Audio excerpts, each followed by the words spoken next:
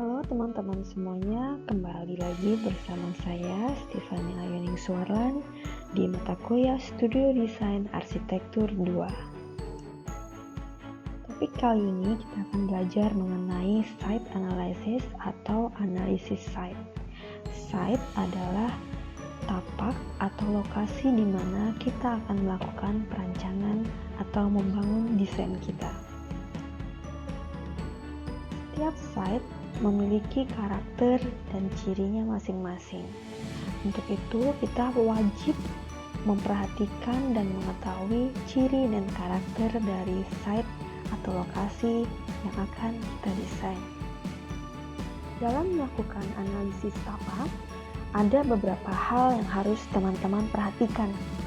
Yang pertama adalah hal secara general atau umum, seperti kondisi geografisnya, batas-batas wilayah, entrance atau lokasi masuk dari tempat yang akan teman-teman desain, lalu juga ada keamanan dan juga bangunan yang sudah ada di sekitarnya atau existing building.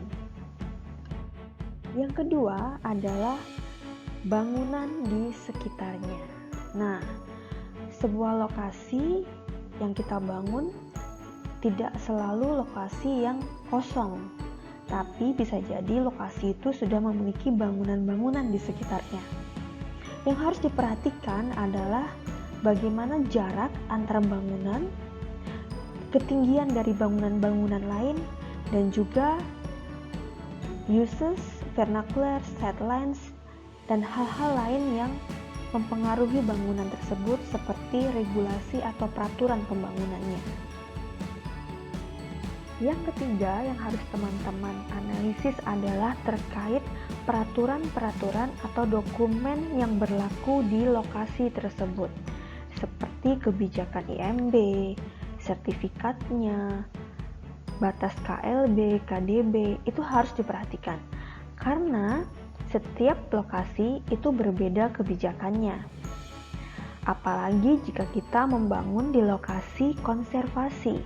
Nah, teman-teman harus benar-benar memperhatikan aturan yang berlaku di lokasi tersebut. Yang keempat yang harus kita perhatikan dalam mendesain adalah akses dari lokasi kita. Kita tidak mau kan bangunan kita tidak memiliki jalan masuk atau menjadi bangunan yang buntu. Nah, teman-teman harus perhatikan benar-benar akses, baik akses publik maupun akses privat dari bangunan kita nantinya, termasuk akses kendaraan dan juga jalur bagi para pejalan kaki dalam menuju bangunan kita. Yang selanjutnya yaitu yang kelima adalah topografi. Topografi ini contohnya seperti level tanah atau ketinggian tanah. Nah, apalagi di mata kuliah SDA 2 ini, tapak yang nanti akan kita desain adalah bercirikan coastal atau pesisir. Teman-teman harus memperhatikan dengan benar dan dengan seksama topografi dari kondisi tanah pesisir tempat teman-teman mendesain nantinya. Yang keenam adalah views. Bagaimana bangunan kita dilihat secara private, yaitu dari dalam, dan juga dapat dilihat secara publik dari luar. Itu juga harus diperhatikan karena hubungannya terkait dengan eksterior atau tampak dari bangunan kita. Jangan sampai bangunan kita tertutup dengan gedung-gedung lain atau ada pohon yang menutupinya.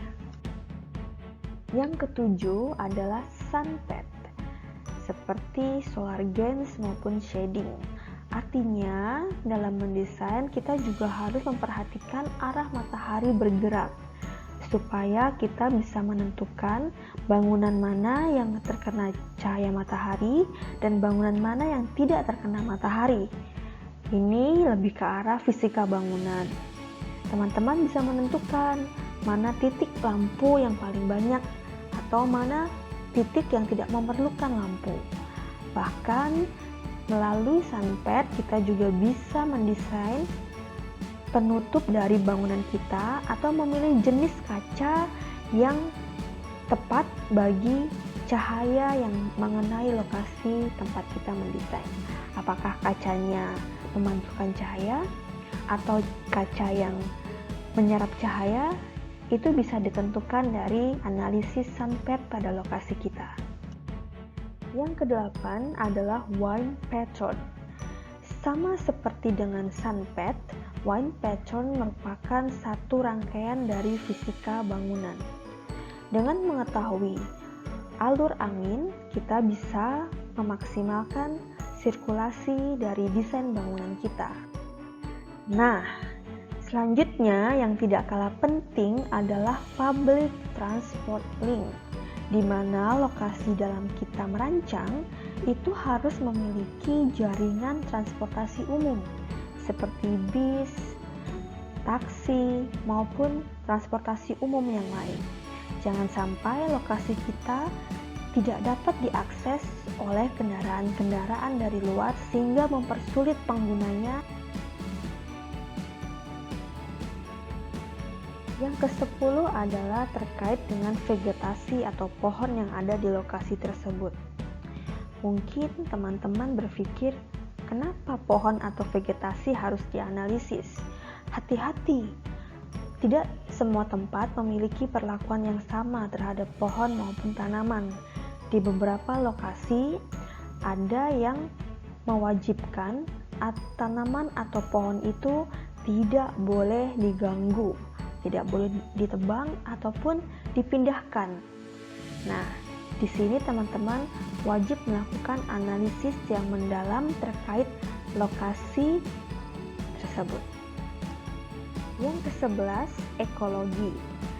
Sama seperti dengan vegetasi, kita harus memperhatikan mana spesies atau zona-zona yang dilindungi oleh pemerintah pada lokasi setempat. Selanjutnya yang ke-12, site restrictions.